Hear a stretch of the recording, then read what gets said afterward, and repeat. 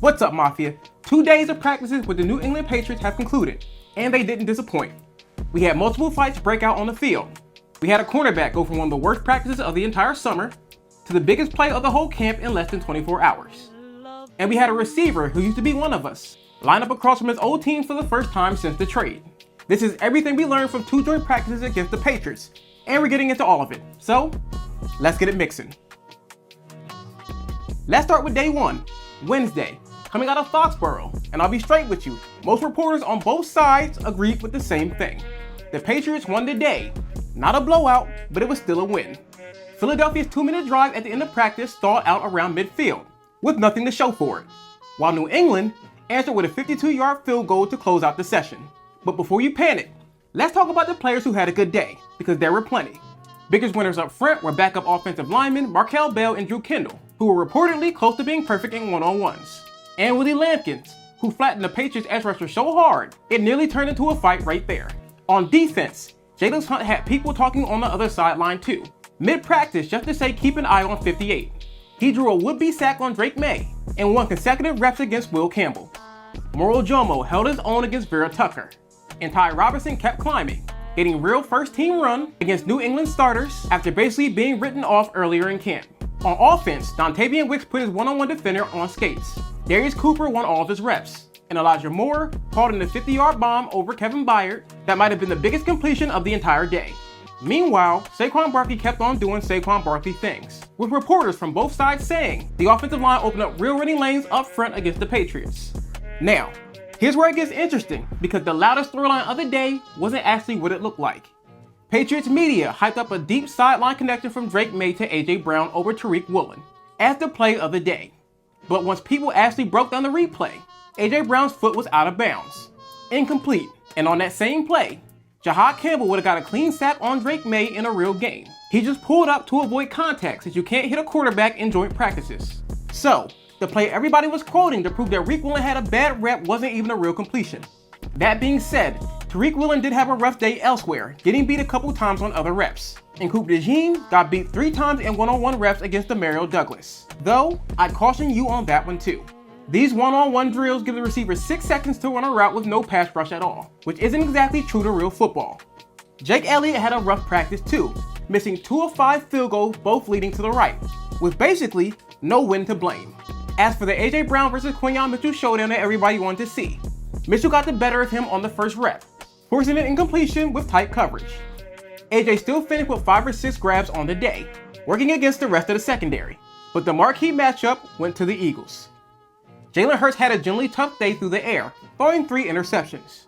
One was a pick 6 coming off a miscommunication to Britton Covey. One was tipped off the hands of Dontavian Wicks before New England came down with it, and one sailed too far on a crossing route. To be fair, only one of those you can squarely pin on Jalen Hurts. He bounced back on a 50-yard shot to Elijah Moore, and a 3rd and 10 conversion to Hollywood Brown late in the 2-minute drill. But overall, the day through the air was rocky, and it happened without Devontae Smith or Mekhi Lemon anywhere near full participation. So make of that what you will. Now on the injury updates. A long list sat out on day 1 of joint practices, including Jacorian Bennett, Grant Calcaterra, Jonathan Jones, Damian Pierce, Sean Wade, Johnny Wilson, and Byron Young. Devontae Smith and Mekhi Lemon were both limited, doing individual work but no team drills. But the biggest update that actually matters the most came from Vic Fangio, who confirmed that edge rusher Jonathan Gennard could realistically sit out the season opener with that pectoral injury, with no timeline for return as of now. I don't know when Gennard will be back. That injury he got in our weight room, is going to take some time to heal. I'm very happy with Nolan and Jalix. AK is coming along. The other guys are coming along. But we need to get, we need our 3rd and 4th until Gennard gets back to really solidify their positions. The stock is up on day 1 for Willie Lampkin, Markel Bell, Drew Kendall, Jalen Hunt, Ty Robinson, Elijah Moore, and Dontavian Wicks. Stock is down for Tariq Woolen, Jake Elliott, and Johnny Wilson, who's now missed several straight practices with knee issues. Going forward, day 1 was not a disaster. Philadelphia lost the joint practice on paper, but it was close, and it came without 2 starting receivers, and the run game kept doing exactly what it was supposed to do. The real concern walking away from Wednesday wasn't anything that happened on the field, it was Jonathan Gannard's timeline to return to the team. Before we continue, I need to know what the Mafia thinks. What are you more concerned about coming out of day one? Was it Rick Woolen having one of the roughest practices of this summer, or Jonathan Gannard's timeline to return for the rest of the season? Drop it in the comment section and let me know. Now, on to day 2, Thursday, and this practice had a completely different feel to it. Multiple fights broke out. Reportedly, 4 or 5 of them across the session. And Jordan Mailata admitted afterwards that the offense's execution early on suffered because, in his own words, they had boxing gloves on instead of focusing on football. But by the end of the day, almost every reporter agreed on something else too, that Philadelphia had won this day. And the biggest reason why is Rick Woolen, who had the biggest bounce back of the entire session. Early in practice, Woolen read a throw to AJ Brown near the goal line and came away with it near the corner of the end zone, taking it back the other way. Then, in what multiple reporters called the sequence of the entire 2 days, Woolen got his hand on another ball meant for Brown late in the team period and knocked it into the air, and Jalen Hurts came flying in to catch it before it even hit the turf.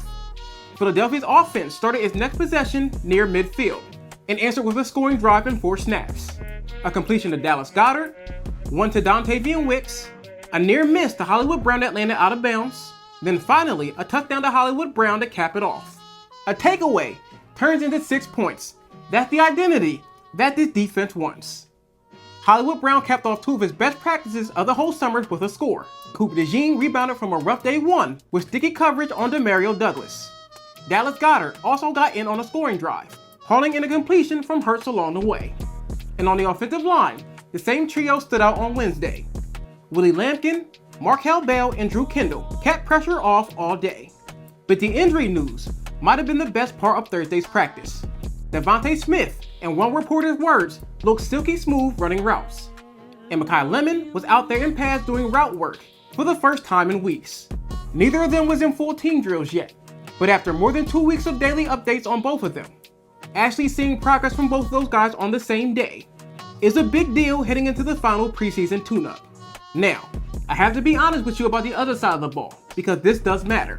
AJ Brown was, for the second straight day, arguably the best receiver on the entire field. He hauled in a one-handed contested grab against Quinyon Mitchell that the replay confirmed was in bounds. And he got the better of Quinyon Mitchell a couple more times across the day. Drake May finished 9 of 18 in team drills with 4 touchdowns, though some of those came in shortened red zone reps, and 2 interceptions, both off Tariq Woolen's fingertips.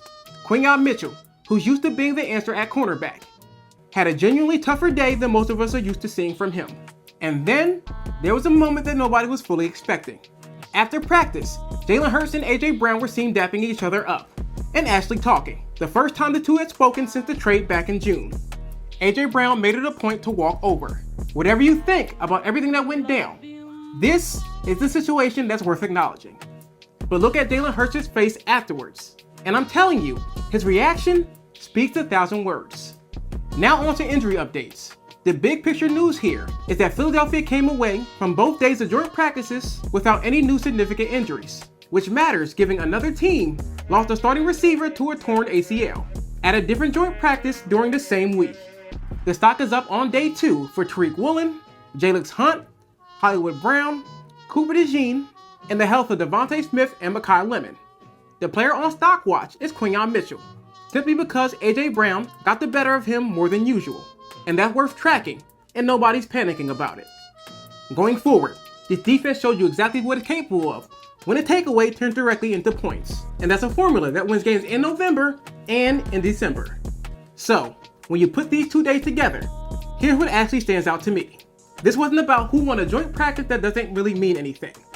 It was about how this team responds when things go sideways. On day 1, Philadelphia got out-executed on some phases, threw 3 picks, and lost in a 2-minute drill. Instead of talking about it, they came back Thursday and fought for it. And the defense delivered the single best sequence of the entire 2 days when it mattered the most. Rick Woolen went from one of the worst practices of the entire summer to the guy who set up the winning score less than 24 hours later. None of it shows up in a box score anywhere, but if you wanted a 2-day preview of what this team looks like when adversity actually shows up, this was it. Get knocked down Wednesday, get up, and then take it on Thursday.